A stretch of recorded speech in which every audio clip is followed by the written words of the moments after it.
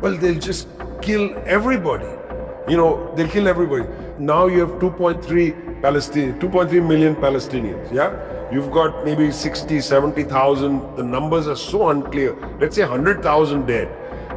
Of the remaining 2.2 million Palestinians, everybody has breathed in these toxic fumes. Why is Israel so special to the West? Is the United States and Israel are one country when it comes to the Palestinians. Vijay Prashad, jurnalis sekaligus sejarawan India ini membuat pernyataan yang mengejutkan dunia. Ia menyatakan bahwa Israel akan membunuh semua orang di Gaza, dan bahkan semua orang di Gaza akan mati sebelum waktunya. Well, they'll just kill everybody. They'll kill everybody. I mean, the other day I was explaining to some people, if you've never been to a war zone, there are two elements of war that are often neglected, in terms of explaining to people. One is the noise. It's earth-shattering, the sound of war. Children are terrorized for their whole life. Their whole life, they suffer from PTSD, because the noise, which happens at night. See, it was acceptable or understandable that in an earlier era, if I had the means to shoot down a plane, then you bomb at night. It's understandable. But now, nobody can fire at an Israeli plane. They still bomb at night. And they bomb people sleeping in their homes. That's why so many children are dying. Yeah? They're still bombing. This is terrifying because you don't know, when a bomb falls, there's that sound and then the explosion right next to you. Over there, you don't know if you are next. It's terrorizing. Second thing is the dust. It's hard to explain to people. All modern buildings are made with epoxy, with plastic, with all kinds of chemicals and so on. When you bomb a building, the dust is everywhere. And even survivors are breathing it. So now you have 2.3 million Palestinians, yeah? You've got maybe 60, 70,000. The numbers are so unclear. Let's say 100,000 dead. Of the remaining 2.2 million Palestinians, everybody has breathed in these toxic fumes. Everybody's going to die before their time, okay? So the genocide has been complete already. Yeah, it's already done. It's just that people are not going to die immediately, but they're going to die shorter than their lifespan. That is horrendous.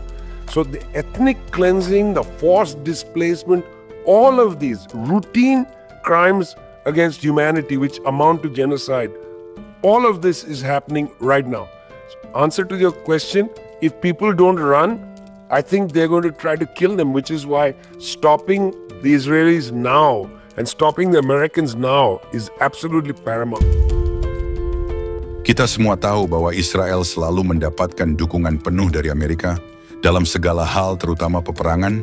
Namun belum banyak yang tahu kenapa Israel begitu istimewa di Barat, terutama Amerika. Dan inilah jawabannya. The United States and Israel are one country when it comes to the Palestinians. They operate hand in glove. If you start thinking that they are not hand in glove, you will get confused. When Joe Biden would say, well, we're trying to tell them to have a ceasefire, but meanwhile he's shipping 2,000-pound bombs, what he's saying is merely to confuse the world. In fact, they weren't trying to get Israel to have a ceasefire. There's no evidence of that.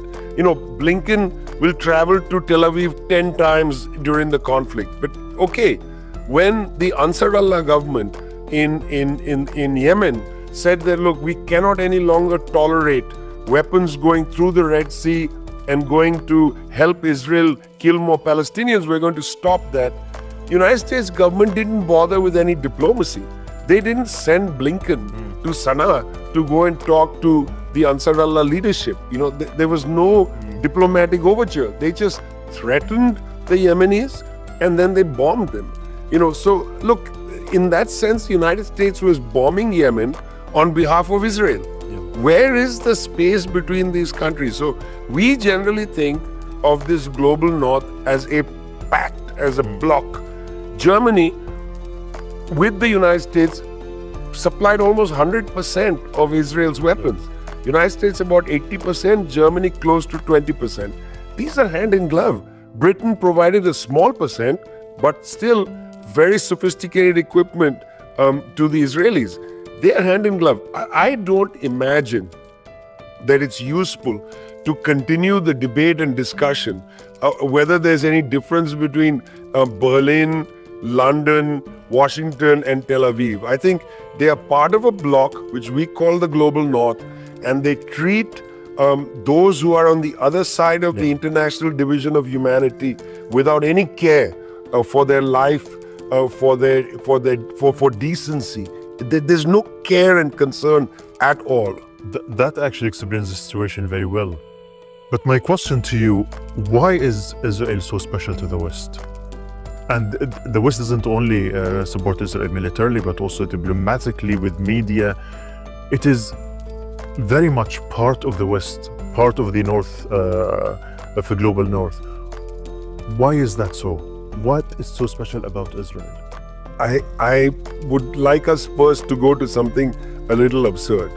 Just the other day, an Israeli football team was playing a match in Amsterdam, where their supporters arrived in the city and ran riot, tearing down Palestinian flags, chanting offensive, racist things, and then instigating a fight against the supporters of Ajax, the team that was there.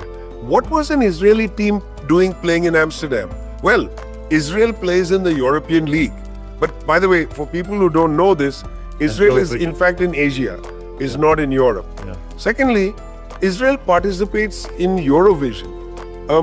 Israel is part of Asia, it's not part of Europe. But the Europeans see Israel as a garrison, a European or a white garrison that is out there like almost like an aircraft carrier in the Arab lands. They see Israel as part of them, and I'm saying this now with an understanding of the kind of racial or racist metaphysics that colonial ideology produces. Israel is Europe in Asia. There are so many quotations to this effect made by Israeli leaders, saying that, we are a European civilization, we are a European bastion surrounded by Arabs. These are all racist formulations. To call Israel a European, part of European civilization is absolutely ridiculous. What does that mean? Is it or is it not part of Asia? If it's part of Asia, it's not part of Europe. But they don't mean this geographically. The reason Israel is part of Europe is the same way Australia is part of Europe. Australia also participates in Eurovision. This is a racist metaphysics. These are white countries. And I don't think this should be underemphasized. They support Israel because it's a white country fighting against people that they think of as dangerous barbarians. And I know I said this before about the international division of humanity, but I really feel like this gets underplayed and underspoken about in the analysis of the genocide against the Palestinians, that there is an enormous attitude of racialist white supremacy that operates here, and a kind of assumption in European and North American countries that somehow the whites of Israel have to be defended against the browns of the Palestinians. And that repulses me, that is what gives license to Israel to slaughter tens of thousands of people, including tens of thousands of children.